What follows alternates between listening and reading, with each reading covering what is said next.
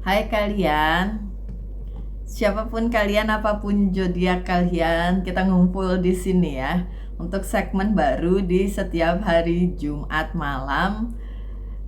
Saya beri judul sementara ya, cerita kalian menjelang weekend. Jadi boleh curhatan atau cerita kalian menjelang weekend. Saya sudah meminta kalian untuk menuliskan ceritanya dan kirim ke email saya curhatannya.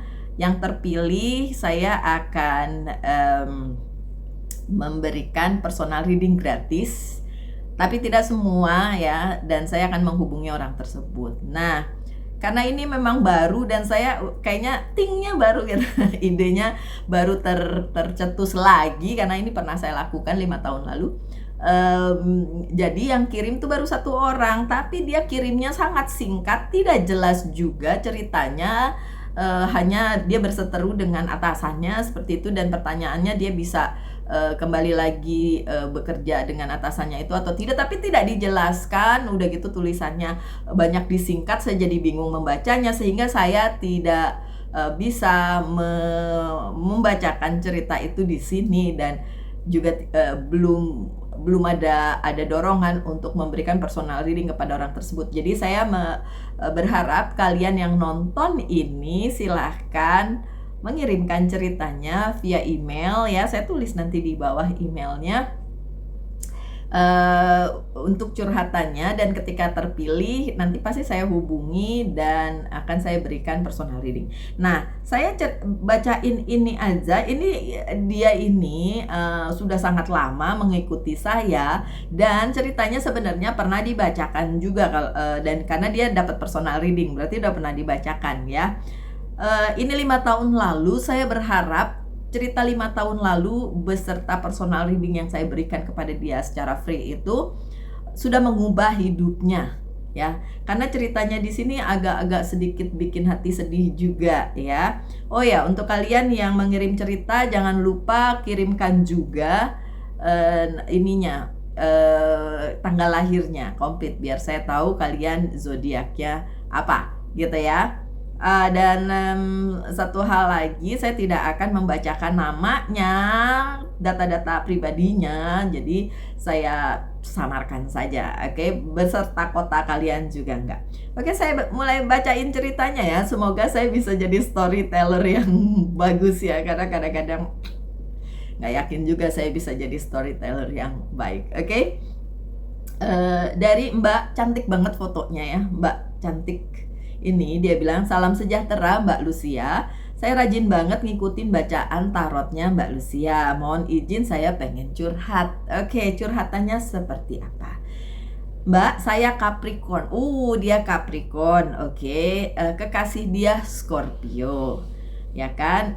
Beda 1 tahun umur mereka ya. Kami saling mencintai dan sulit untuk melepaskan. Saya belum tahu juga ke depannya kami akan menjadi seperti apa. Ini Capricorn versus Scorpio nih ya. Namun kisah cinta kami memang unik. 25 tahun kami terpisah. 25 tahun, lama ya. Kemudian saling mencari dan dipertemukan lagi tanpa sengaja dan terus berlanjut. So sweet. Sesungguhnya kami punya kisah perjalanan hidup yang hampir senada. Mirip-mirip gitu ya. Bau-bau twin flame atau soulmate nih. Oke. Dia dihianati istrinya yang berselingkuh dengan supirnya. Oke, perselingkuhan si cowoknya. Karena yang ngirim ini si mbaknya ini yang perempuan ya. Dia mengalami pernikahan yang berat dan dia memang tidak pernah cerita tentang permasalahan hidupnya. Tapi seorang teman kami yang sangat dekat menceritakan bagaimana si cowok itu mendapat perlakuan yang tidak menyenangkan dari istrinya. KDRT lah, gitulah pokoknya KDRT. Udah KDRT diselingkuhin pula sama sopir. Sedih ya. Mbak Capricorn, aduh. Tapi si cowok tersebut, si cowok Scorpio itu bertahan demi anak tunggalnya. Oke, dan saat itu siap lah ya untuk jadi single gitu ya, siap berdiri sendiri. Dan dia bekerja di salah satu bank swasta, oke? Dan gak pernah betah di rumah si cowok itu. Ceritanya tentang si cowok itu, hampir tiap malam dari Senin ke Minggu selalu menghabiskan waktu di kantor. Dia mengurus kebun, mengambil beberapa proyek, pokoknya sibuk lah ya. Hanya setelah jam 1 atau jam 2 malam baru balik ke rumah. Ya, dengan keadaan seperti itu ya tentu saja mana ada cowok yang atau cowok atau cewek yang betah di rumah gitu ya. Oke, hampir setiap hari seperti itu. Dia menghindari sesuatu yang tidak dia inginkan atau dia temui di rumahnya. Dan itu berlangsung bertahun-tahun. Kesian ya si cowok Scorpio tersebut. Yang saya tahu dia sudah tidak seranjang dengan istrinya. Oke lah, ini something yang private ya. Pokoknya dia tidak tinggal sekamar dengan istrinya tersebut, ya kan? Dia sendiri nggak cerita sih ke cewek Capricorn ini, yang cerita orang lain tentang hal itu. Itu kan private ya, mungkin si Scorpio juga nggak mau ceritain masalah itu gitu ya. Sementara si cewek Capricorn ini, Mbak Capricorn ini, itu dimanipulasi suami dan keluarganya selama bertahun-tahun. Perempuan yang harusnya jadi tulang rusuk, ini dia jadi tulang punggung keluarga, guys. Sedih. Mereka menikah ya, si Mbak Capricorn dengan si suaminya yang nggak tahu ya zodiaknya apa, ya kan? Ketika ayahnya meninggal dan keluarganya memaksa si Mbak Capricorn ini untuk segera menikah. Suaminya itu Virgo. Wow, oke. Anyway, so si Capricorn ini menikah dengan Virgo, tapi dia punya pacar masa lalu Scorpio yang ternyata kehidupan pernikahannya juga nggak baik gitu ya. Nah, ini jadi si suami si Mbak Capricorn ini adalah Mas Virgo, oke? Dia bersedia menikah dengan si Mbak Capricorn karena memang dia menyukai saya, kata si Mbak Capricorn gitu ya. Sejak awal si Mbak Capricorn tidak yakin ini akan berjalan baik. Yang sebenarnya dia hanya yakin dia mencintai si Mas Scorpio. Bau-bau cinta segi 4 karena si Scorpio-nya kan juga sudah menikah. Oke, tapi desakan keluarga ayah membuat Mbak Scorpio tidak bisa melawan. Ibu Mbak Scorpio menentang pernikahan itu, tapi keluarga ayahnya yang gak peduli dan terus-menerus nyuruh si Mbak Scorpio ini menikah gitu. Dan akhirnya menikah dengan perwakilan seluruhnya dari keluarga almarhumnya Mbak Scorpio. Oke. Awalnya baik-baik saja. Oke, awalnya. Sampai akhirnya suaminya si Mbak Scorpio, yaitu si Mas Virgo, selingkuh dengan salah satu stafnya Mbak Capricorn. Saya ngomongnya bener kan ya? Si Mbak Capricorn sama Mas Virgo tadinya pernikahannya baik-baik aja sampai akhirnya si Mas Virgo selingkuh dengan salah satu stafnya Mbak Capricorn.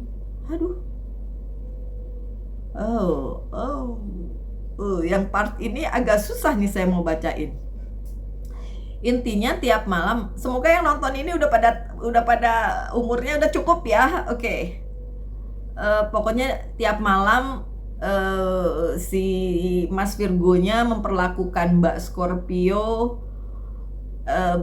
dengan tidak baik dalam urusan suami istri lah, begitulah ya, begitu. Dan akhirnya dan yang lebih parahnya lagi, suaminya ini si Mas Virgo ini sangat boros, berhutang sana sini gitu, sampai si Mbak Scorpio ini depresi gitu. akhirnya tapi bisa, aduh, Astungkare, puji Tuhan, alhamdulillah si Mbak Scorpio ini akhirnya bisa keluar dari depresinya setelah berdamai dengan diri sendiri. Oke, untuk kalian semua juga gitu ya, jangan depresi berkepanjangan, berdamailah dengan diri sendiri. Ya, walaupun tidak dijelaskan di sini berdamai dengan diri sendirinya tuh seperti apa. Oke, kita lanjut ya. Tapi ternyata keadaan tersebut itu berlangsung terus-menerus. Jadi si Mas Virgo, suaminya Mbak Capricorn ini selingkuh mulu gitu kan. Sampai anak-anaknya gede. Aduh.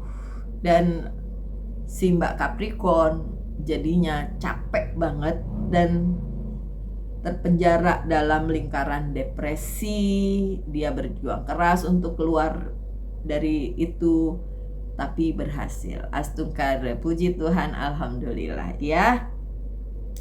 3 tahun belakangan si Mbak Capricorn berpisah dengan suaminya karena dia ditugaskan ke pulau lain, ya kan. Lega dia karena ya lepas dari si toksik kan, ya kan. Kemudian tiba ketemulah dengan si mantan, si Scorpio itu. Akhirnya mereka terhubung kembali. Si Mbak Capricorn, ini ceritanya 5 tahun lalu ya sayang ya. Jadi saya juga nggak tahu ya sekarang dia seperti apa. Dan saya juga lupa saya memberikan personal readingnya kayak gimana ke dia. Anyway, saya sih berharap sekarang Mbak Capricorn ini sudah berbahagia dengan si Mas Scorpio ya. Coba, ya nggak tahu lah. Kita lihat lagi ceritanya ke sini. Jadi si Mbak Capricorn ini tidak mau bercerai dengan si Mas Virgo karena anak-anak gitu kan. Nah, sementara dia sudah terhubung kembali dengan si mantan, si Mas Scorpio, ya kan. Dia melihat si Mas Scorpio ini ya lebih stabil orangnya dan tidak toksik gitu kan. Dan orangnya tidak mau membebani si Mbak ini dengan cerita-cerita hidup yang sedih, jadi selalu menutupi yang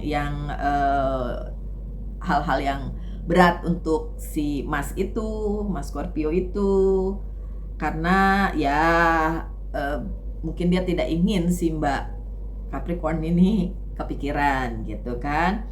Tapi juga dia, si cowok ini seringkali dimanipulasi oleh sekitarnya karena mungkin terlalu baik ya. Saya mengenal Scorpio memang pribadi yang baik. Oke. Dan dia dimanfaatkan intinya sama orang-orang, tapi ya nggak peduli lah, biarin aja katanya gitu. Nah, pertanyaannya, ini bukan pertanyaan ya, kayaknya si mbaknya masih curhat. Apakah kedepannya mereka berdua bisa benar-benar bersatu? Pertanyaannya kayak gitu ya. Karena ya si mbaknya mendapatkan tawaran lagi untuk ke cabang lain kota lagi atau lain pulau lagi gitu ya. Terus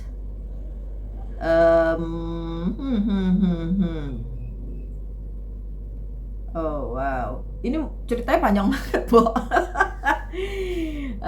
Yang intinya si Mbak Capricorn ini sangat lelah dengan kondisinya. Masih berada di pernikahan yang secara resmi, masih menikah dengan si toxic Virgo itu. Saya Virgo jadi kesel gitu kalau ada cowok Virgo yang toxic. Aduh. Terus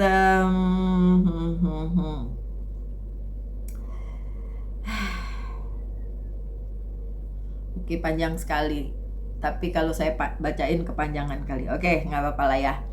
Selama ini saya hanya bertanya-tanya dalam hati saya, apakah dia tuh maksudnya si Scorpio itu punya benar-benar keberanian untuk memulai hidup baru bersama saya. Itu pertanyaan Mbak Capricorn ya. Susah nih kalau kayak gini ya. Apakah kami punya harapan untuk menjadi pasangan hidup seutuhnya? yang pertanyaan keduanya karirnya dia gitu kan, karena memang di tempat kerjanya juga ternyata toxic. Aduh, sedih juga ya. Apakah karir membaik, financial kedepannya bagaimana, kemudian apakah si mas mantan itu, si Scorpio itu benar-benar kacau juga hidupnya, dan akhirnya dia mau serius menjalin hubungan dengan si Mbak Capricorn ini. Itu pertanyaan-pertanyaan dia. Oke, pertanyaan itu saya jawabnya pas personal reading dan saya lupa sebenarnya. Ini 5 tahun lalu ya. Jawabannya seperti apa. Cuma dari cerita kali ini tentang hubungan yang seperti ini, ya saya yakin ada banyak cerita juga yang kalian alami. Ya, yang mirip-mirip kayak gini. Maksud saya tuh ya kayak gini, nggak apa-apa panjang, tapi kan saya jadi tahu permasalahannya apa, bagaimana harus menanganinya dan lain sebagainya gitu. Ini saya bikin kali ini untuk contoh.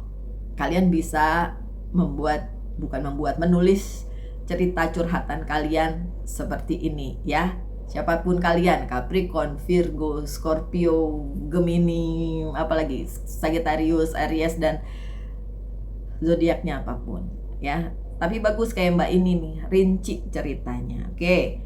Dan dan hal yang bisa kita petik dari pengalaman si Mbak ini adalah ya hidup seperti itu gitu. Kita nggak bisa terus-menerus berharap hidup ini akan baik-baik aja. Nah, kalau pertanyaannya di hidup kita yang punya relasi tidak baik, toksik, kemudian ketemu mantan yang juga hidupnya toksik ya, dengan pasangannya toksik, kalau disatuin jadi, ayo dijawab. Kalau dari kacamata saya, ketika kalian masih bermasalah dengan hubungan kalian, ketemu dengan orang yang juga bermasalah dengan hubungannya, dua-duanya kalau disatukan tidak akan menjadi baik. Kenapa? Dia belum selesai dengan hidupnya, yang satunya juga belum selesai dengan hidupnya. Gimana mau happy? Ayo, gimana mau happy? Pertanyaan saya.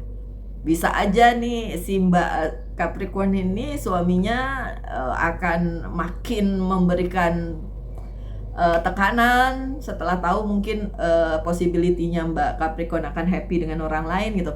Di satu sisi si Mas Scorpio juga dengan si istrinya itu juga akan tetap lagi ada KDRT dan lain sebagainya, karena si istrinya juga nggak akan rela si Mas Scorpio happy sama Mbak Capricorn gitu kan, ya kan? Berarti belum selesai nih urusan dua-duanya. Terus gimana caranya itu bisa disatukan gitu, kayak menimbulkan permasalahan baru nggak sih? Ya nggak sih? Ya. Oke, itu contoh ceritanya, dan ini sudah 5 tahun lalu sebenarnya saya sudah memberikan saya ulang ya, sudah memberikan personal reading untuk dia, dan saya lupa karena tiap hari ada yang personal reading. Jadi gimana selama 5 tahun ini saya bisa ingat cerita masing-masing? Saya udah lupain aja gitu kan. Udah nggak bisa itu jadi tambahan pikiran baru untuk saya, ya kan? So anyway, cerita hari ini sekian aja, dan saya harap ada lagi yang mau mengirimkan ceritanya, dan sedetil dan sepanjang itu nggak apa-apa untuk saya bisa bacakan. Tapi saya pasti akan minta izin dulu, dan saya bales dulu. Biasanya gitu, yang ngirim cerita tuh akan saya bales dulu nih. Kita ngobrol dulu di email. Yang terpilih tentu saja, karena saya bisa bilang dari semua cerita yang 5 tahun lalu itu saya terima, ada bocil masih sekolah, terus dia ngeliat tarot, terus dia curhat. Please jangan, bocil nggak boleh. Kalau buat saya bocil nggak boleh mampir ke sini ya. Ini khusus yang udah dewasa pemikirannya, paling tidak udah kuliah, udah kerja, ya, yang umurnya udah mature deh. Bocil minggir deh, bocil-bocil kematian terutama. Enggak deh, bercanda itu. Oke, untuk kalian semua tetap ya, saya bacain lah, pesan lah dari ini apa, Angel's Guide Oracle Card. Iya, pesan untuk kalian yang nonton sebagai penutup. Oke, pesannya sign and reminder. Nyambung dengan ceritanya. Sign pertanda dan reminder pengingat. Ada banyak banget hal yang kalian harusnya bisa mendengar kalau kalian mau. Kadang-kadang nggak mau soalnya, ya. Sebagai pengingat juga apa yang harus dilakukan, apa yang tidak harus dilakukan, dan pertanda-pertanda di hidup kalian yang bisa menjadi jawaban dari apa yang kalian tanyakan. Oke, so untuk kalian semua, semoga apa yang kalian dengar hari ini sebagai sebuah cerita, dan Mbak yang ngirim ya, kalau masih nonton, soalnya udah 5 tahun lalu, saya berharap cerita Mbak sekarang sudah berubah menjadi lebih baik apapun itu, dan bisa tidak depresi lagi, dan bisa melihat dunia ini jauh lebih baik. Ya, doa saya yang terbaik untuk kalian semua. Salam Light Angel in Love. Bye-bye.